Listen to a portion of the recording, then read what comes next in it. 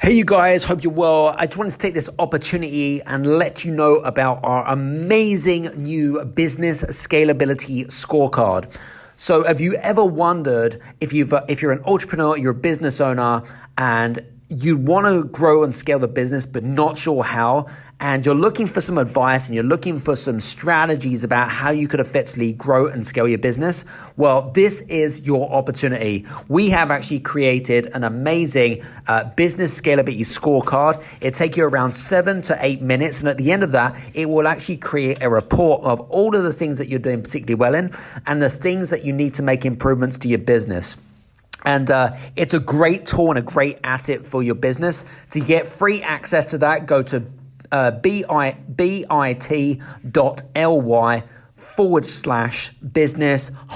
scalability scorecard. Go there, go now. Take care, see you soon. This is the Game Changers Experience. Deep dive conversations with leading business disruptors, Olympic athletes, celebrities, entrepreneurs, and influencers from around the world. This show will teach you insights about the winning principles in mindset, productivity, marketing, branding, entrepreneurship, business strategy, and more. Hosted by Productivity Authority, business strategist, former elite athlete, author, and public speaker, Adam Strong.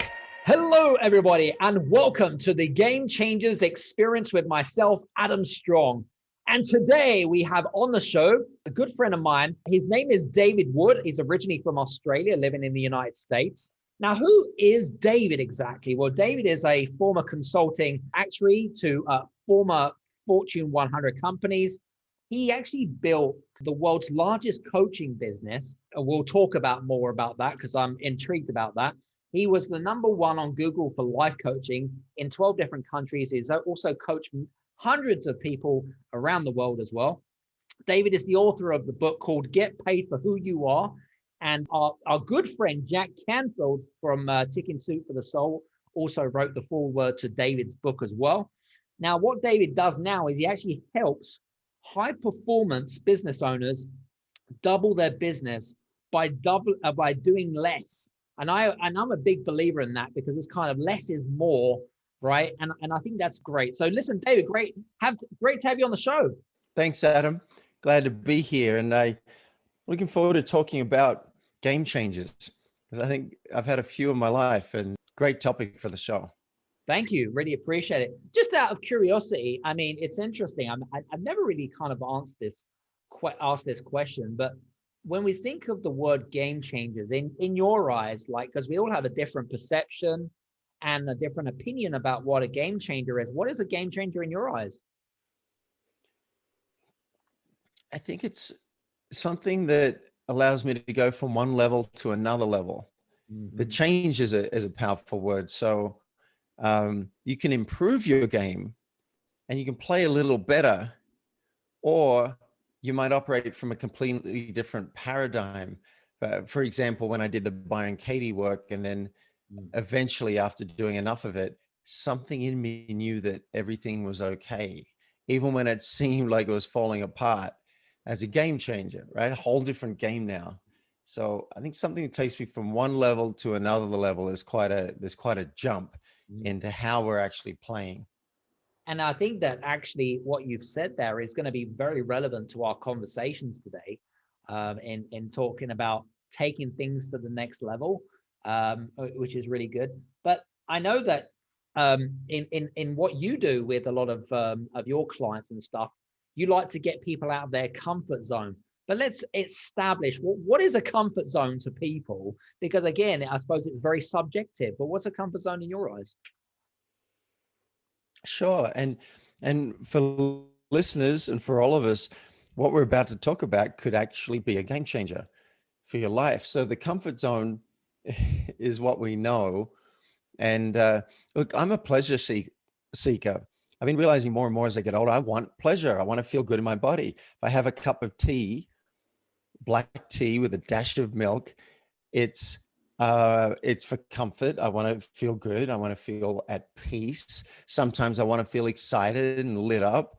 I think we're all pleasure seekers, and we want comfort. So the zone of comfort is like, hey, I'm in my little bubble here. I'm in Boulder. Normally everything's wonderful. We did have a shooting 3 weeks ago. That I didn't enjoy that, but it's very comfortable out here in the mountains. Don't have a lot of sound to trigger my nervous system. So definitely a lot of that's in my comfort zone. But then there'll be some areas which will trigger some sensations in the body that maybe aren't comfortable. If you go and have a cold shower, particularly when there's snow on the ground, this is getting outside the comfort zone because it's got sensations that aren't comfortable. Plus, I'm afraid of those things. I'm afraid of doing it. It's like, it's not going to be good for my body. When it comes to relationships, one of the things that our comfort zone might be not rocking the boat with our partner or with the kids. I'm not going to set a boundary now and discipline my kid because I don't want to deal with it. I'm going to feel uncomfortable. Right. So I get very curious about where is the comfort zone, because if you've ever seen the movie with Jim Carrey called The Truman Show, and if you haven't, close your ears and just fast forward 15 seconds. He's got literal walls to his world, but doesn't know it. Well, it's like that for us too. And those walls are generally our comfort zone. Our brain won't even suggest to us things that might take us out of our comfort zone. I won't even say, hey, call Jack Canfield and see if he'll speak to your event for free.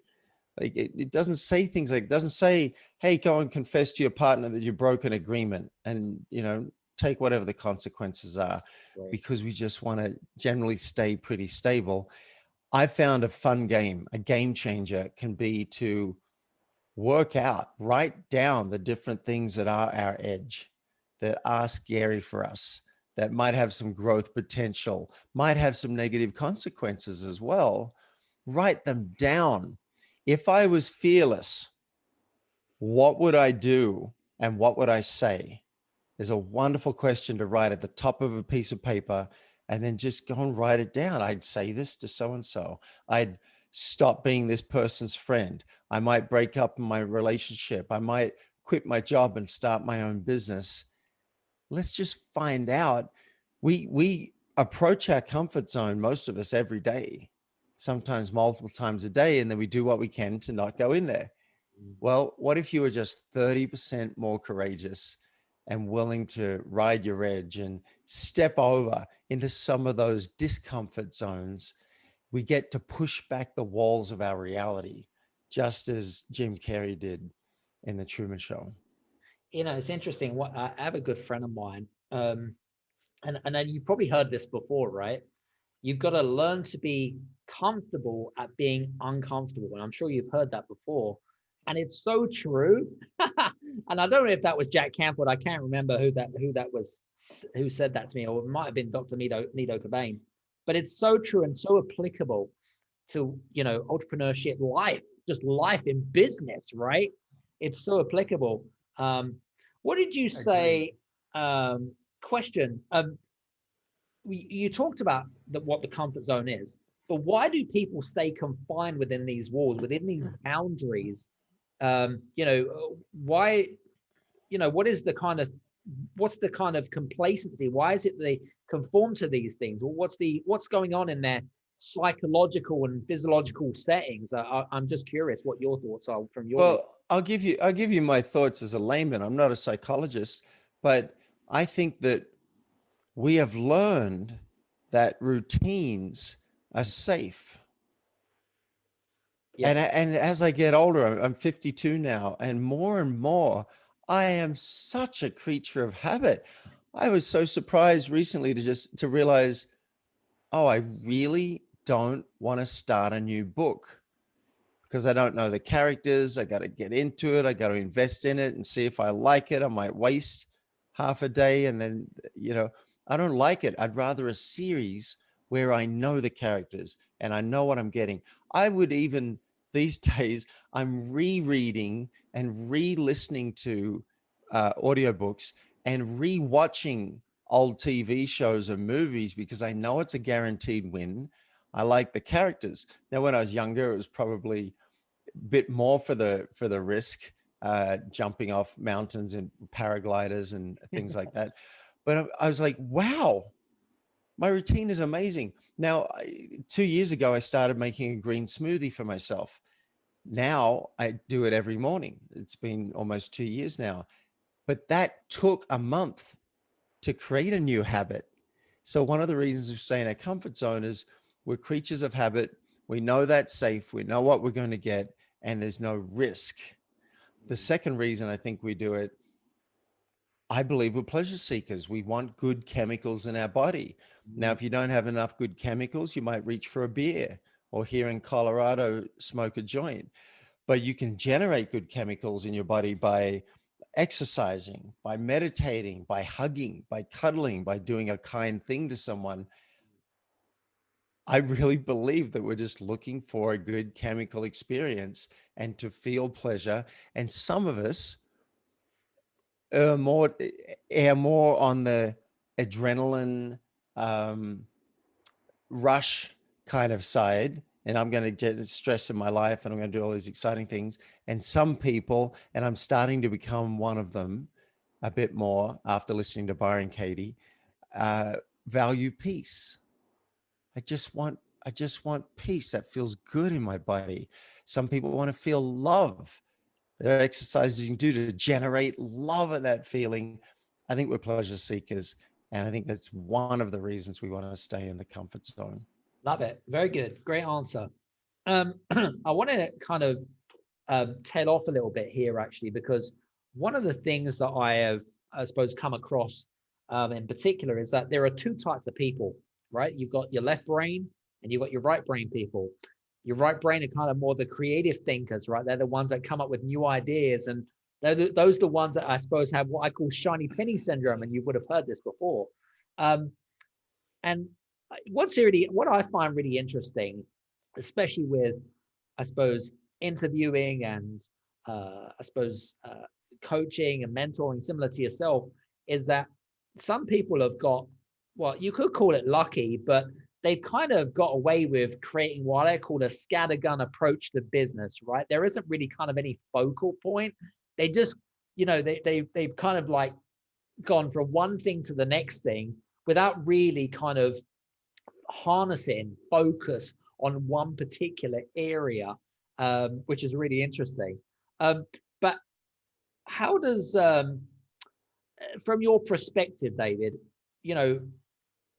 when someone has this scattergun approach, for example, what is the, do you think it's a good thing, a bad thing? And do you think that focus is more important than having a scattergun approach? Because I'd love to get some thoughts around this. And if you've got any tips and strategies for those shiny penny syndrome people. Sure. So the question is shiny penny syndrome okay?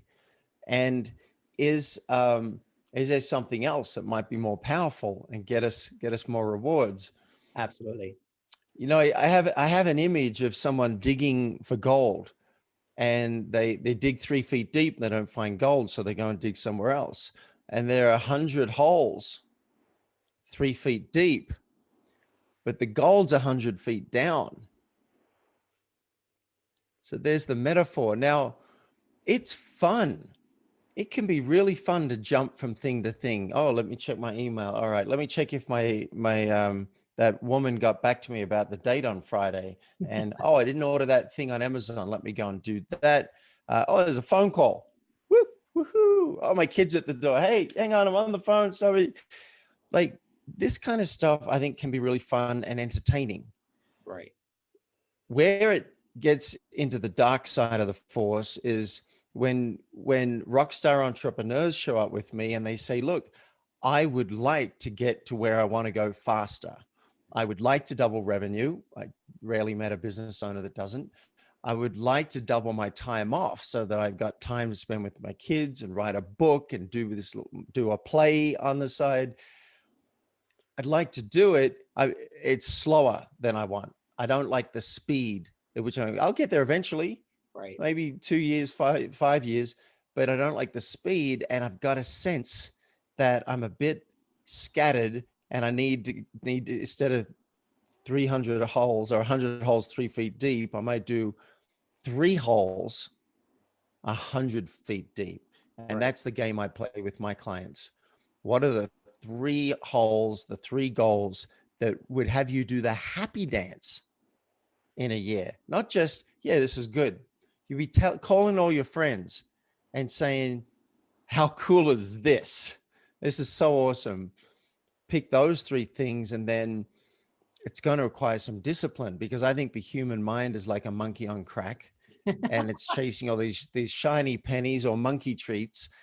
And it happens at the 12-month mark. If you look at your 12-month goals, you might find you've got 20, or maybe you haven't even chosen any, so you can just chase monkey treats. So we need some discipline at the 12-month mark, then a little discipline at the 3-month mark, then some discipline weekly. What will I choose to care about for the next 7 days? Mm-hmm. It's on my wall in my 7-day list. This is what I've chosen is most important. Yes, there are 30 things that I'd like to do, but realistically, only 5 or 6 can take my focus before I start to generate stress and become really ineffective. So I put 5 or 6 up here for the next 7 days. Mm-hmm. Everything else is in another list or in a drawer. We'll pull it out once we've nailed something that's on the list. Mm-hmm. So long answer to the question, but I think this is how we can start to exercise discipline and overcome shiny penny syndrome, because you'll have a good time. Right. You'll stress yourself out and you'll be way slower in scaling your business. You can literally achieve twice as much in half the time with some focus. Mm-hmm. So wouldn't that be a cool game? Absolutely. Game changer. You know, I have one of our clients actually, and she is very polar opposite to me, David, right? She is, to me, she is the classic shiny penny syndrome lady. I've known her for about 7 years, and she knows exactly who I'm talking about because she's probably listening to us right now. And one of the things that I found in people that have, like, especially right brain creatives, is they have this, what I call lack of clarity, which may kind of, you talk about the importance of discipline, right? And the reason, do you feel that the reason why they lack discipline is because they lack clarity? What are the links there? What are your thoughts about that? I like that question. Why do people, when they're lacking discipline, why is that? Is it lack of clarity? Sometimes it's some laziness. It's just some laziness. And also, remember we talked about us being creatures of habit. Right. So if we've been just getting up and checking email and checking voicemail and then just doing, whatever calls to us for a year or 5 years or 20 years, it's going to take some energy to get you out of that rut, right, out of that pattern, to learn to create a new habit to the point where, oh, this is the new thing I do. So that would be one reason that habits. Why do we lack discipline? Some of us may not have practiced discipline. If you haven't had to raise a kid on a budget, I imagine, or because I haven't done that. If you haven't had to get a business up and running on a shoestring budget, if you haven't done a martial art, or sometimes men's groups, or maybe ballet. If you haven't done something that requires, I just thought, like, what was mine? My parents did have me go and do a martial art, so I learned something about pushing through and making some. No, I was going to say making hard choices, but I don't think I got that from karate. The other thing that was required discipline is I qualified as an actuary. And that's one of the hardest things I've done in my life. It took 8 years. And I was top of my school and I still failed some of the actuarial exams, but it required so much discipline. I'd be invited to a barbecue and I'd say, I can come for 40 minutes. I'd study for 4 to 6 hours. I go to the barbecue, alarm goes off, 40 minutes. Love you guys. Back. I literally at one point was at a beach house, and I took all my study stuff, and I'm there with my hippie glasses and whatever. People are smoking joints all around me, offering me joints. And I was lasered. I was like, I'm not even here. You're not even here. And I just get my stuff done. Boom.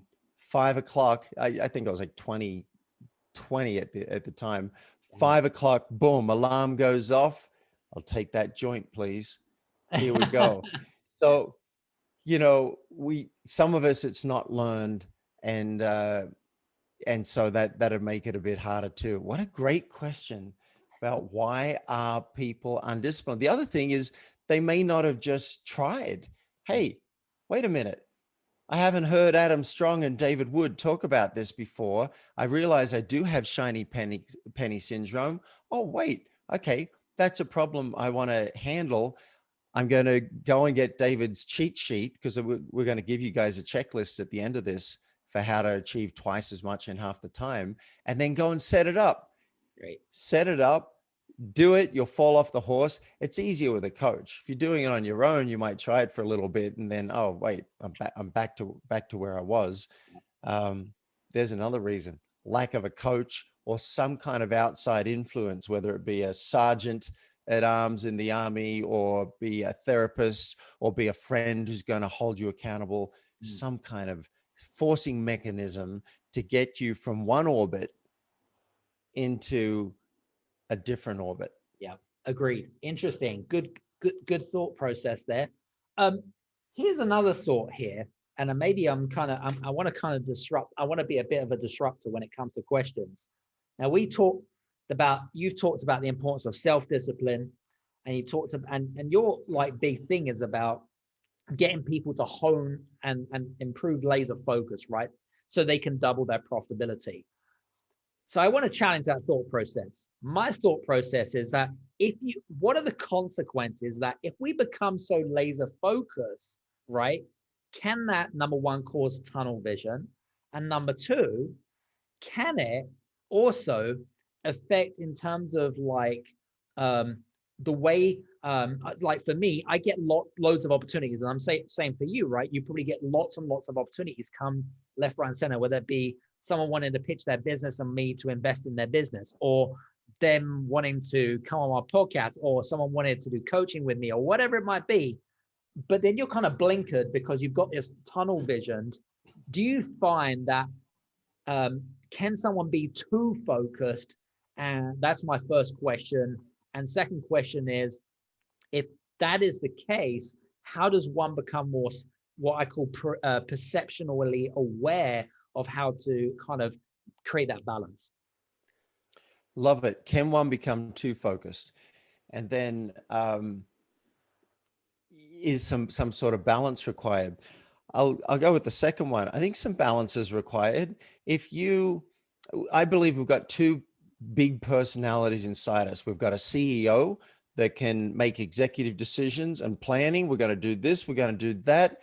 Oh, you got another idea for me? All right, you got 5 minutes, go, right? We've got a CEO who can do that for ourselves, and we have a worker, right, who can roll up our sleeves and get going.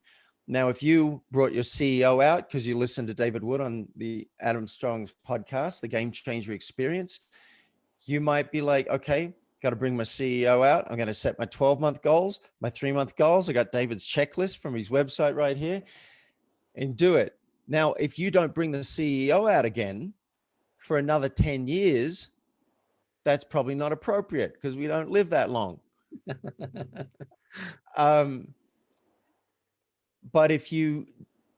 that wouldn't be appropriate. But if you bring the CEO out every day while you're trying to get some work done, hey, maybe we should do this, or this would be fun, or I'm going to try LinkedIn strategy. You know what? Always wanted to see a little training video on LinkedIn. I'll go and watch a little training video, and then your agenda's shot for the day. We want some balance. So I recommend one CEO date with yourself a quarter to, you'll set your 1 year vision Yep. the first time you do it. Then the next quarter, you've only got to set your quarterly targets. Just one. It could take you 20 minutes and then one date a week so that you can choose, all right, out of the goals that I have, are there new goals that want to come in? Are we going to do that? Are we going to allow that? This is where the discipline comes in. Right. Oh, I want to. I don't want to miss out on anything.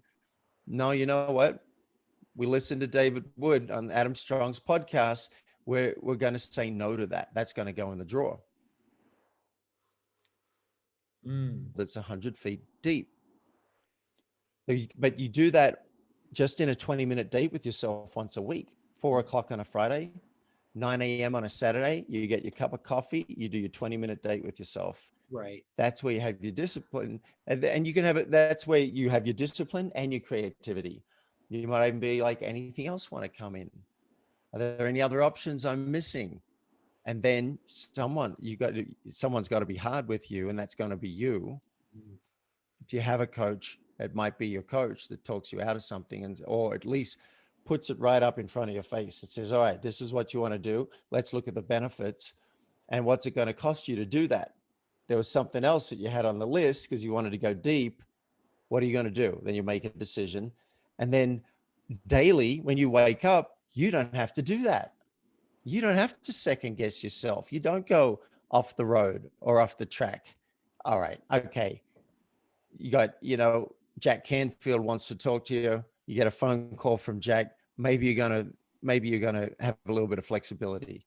But generally, I would say once you've made those executive decisions, it's time to practice like a martial art. It's time to practice turning off notifications, putting a sign on your door, talking to the family. Hey, till 11 o'clock, please leave daddy or mommy alone. Then I'll come out and I'll hug you. There's a discipline. And then you write down next 25 minutes. I got a 2-hour sprint. That's 4 25-minute blocks with a 5-minute break. Set the timer 25 minutes, write down the task that you will get done in 25 minutes, game on.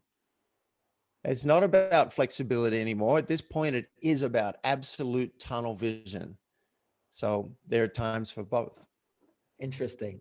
And I guess it's about, like you said, about making sure that number one, you're aware of when to apply both strategies, I guess, because what you've described there are two different strategies, haven't you? Yeah. I think, well, it's the one strategy. It's the one strategy to honor the two different parts of you. Now, what too many people are doing is they're just, they're in their worker phase, and their worker phase doesn't have any direction from their CEO. Right. So we're just waking up and responding to all the emails and responding to the calls and responding to the customer queries and dealing that. There's no executive function that comes in. And Right. then other people, and I know some of them and I've coached some of them, the CEO's coming out all the time. Oh, let's plan. Oh, this would be a nice plan. Oh, and this would be a great plan. And I actually want to go and do a 2-year acting program and live the life of an actor and audition. I don't think I even care if I get gigs. I just want to live that life and date actresses. And, you might be constantly planning and there's no doing. So we come back to the idea of a balance. Right. Let's do our planning time. Let's work it out. Let's make the tough decisions.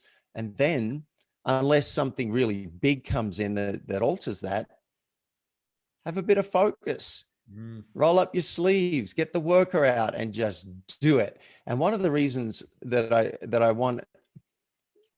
want you to do this, everyone listening to the show, is because it feels really good.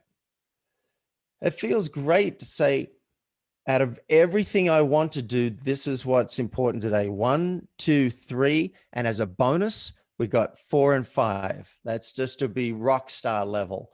And then let's do it. And there's a part in me that might even say that.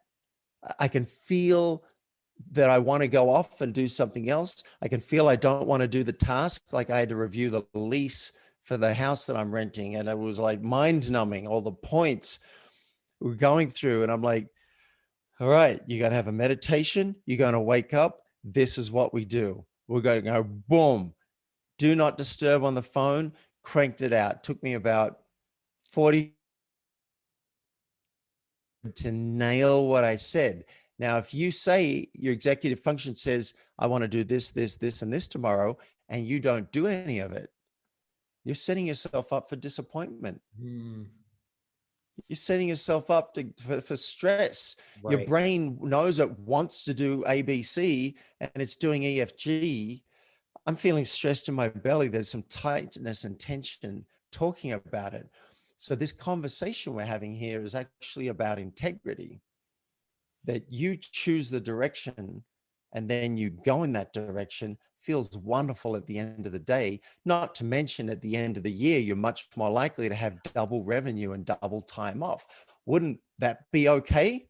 Absolutely. 100%. Who doesn't want that, guys? Come on, figure about it.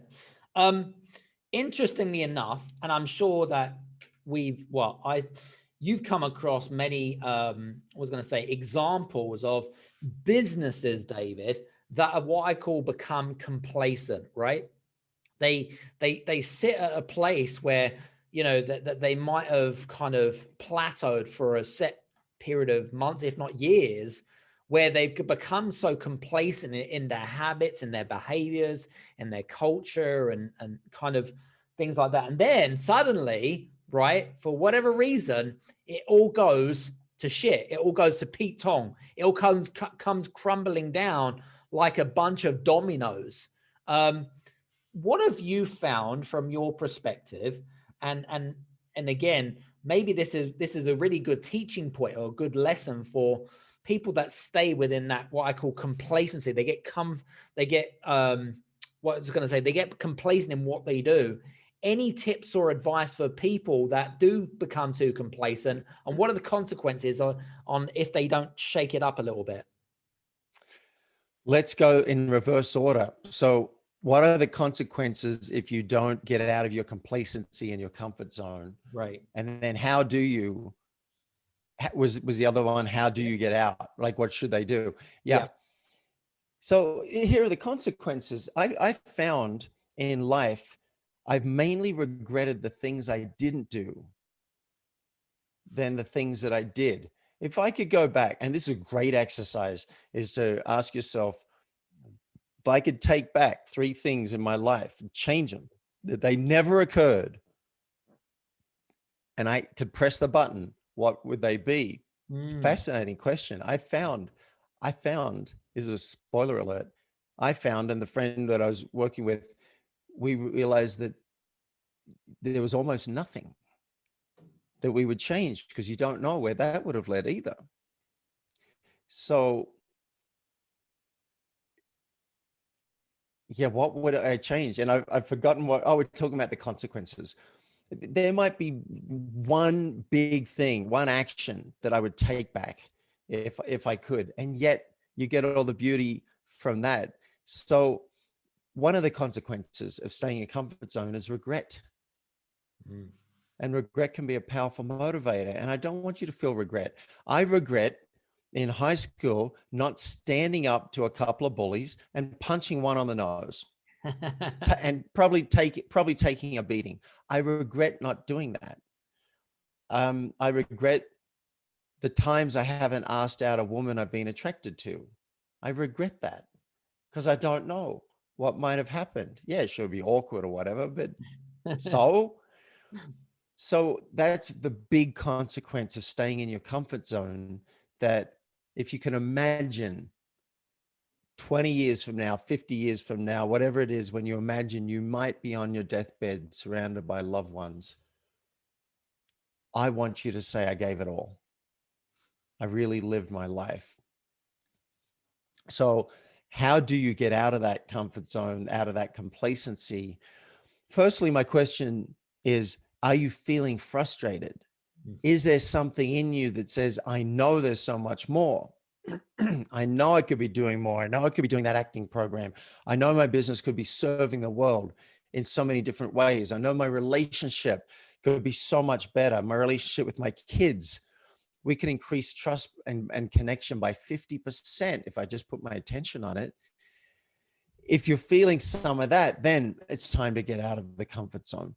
It's time to find out what would have you do the happy dance. That's where I start. I have an 8-week program where we cover 9 different skills. And the first week is what would have you do the happy dance? And then I recommend that you have a structure to bounce you out of your current orbit. You need a game changer. What's going to bounce you out of that orbit? It's structure. I'm a big fan of therapy. Go and grab a therapist and work out what you really want, what you want to go towards. I'm a big fan of coaching. Grab a coach. I'm going to give you an offer at the end of this to get on the phone with me and see what you could actually use in your life and business and see if we're a fit. That's an action you could take. A few months ago, I had 5 coaches, Adam. I didn't plan it that way. It's just like, all right, I'm dating. I'm looking for I don't know much about energy healing and moving energy in my body. I've got an energy coach. I had an accountability coach to make sure that I showed up in the ways that I said. I think that's a great forcing mechanism. You might go and do a course, an 8-week program or a year-long program. Big fan of structures and forcing mechanisms to bounce us out. Travel's another one. You go and travel, that'll shake you up. That'll show you your triggers. That's one of the reasons people travel. Mm-hmm. So does that answer your question about how to get out some of the things that can move you out of that complacency? Yeah, love it. Very good. Very good. It's interesting. Yeah, it is really interesting. I mean, the other thing as well, and there are so many great examples of companies that have become complacent. I mean, look at the retail industry as well, David, right? Retail industry, like they got comfort. I mean, there are some great examples of like businesses that have become complacent because they weren't quick to adapt to the marketplace, if you know what I mean. And then those businesses aren't around anymore, which is really interesting, right? There's some great examples of that. But I guess you're looking at it also from a personal perspective as well. I suppose it's just really interesting. I just like to, I suppose, kind of not delve in deep, but it's just a really fascinating a topic, complacency and kind of getting out of your comfort zone. There's some really strong links in between the two. Yeah, and Adam, there are very good reasons. There are very good reasons to stay in the comfort zone. As I said, we want comfort. I want comfort. I want pleasure. Right now, I mean, sometimes I'll do things deliberately to push me out of my comfort zone. Like my energy healer had me stripping down to my boxer shorts and going out in the snow and taking 72 steps barefoot in the snow. I did it partly because I wanted to create different neural pathways in the brain. And after I started being very scared of it, like it's going to hurt me. And afterwards it's like, this is cool. I enjoy this. Same with cold showers. Right now in my life, when I check in and think like, where is comfort zone and am I riding my edge?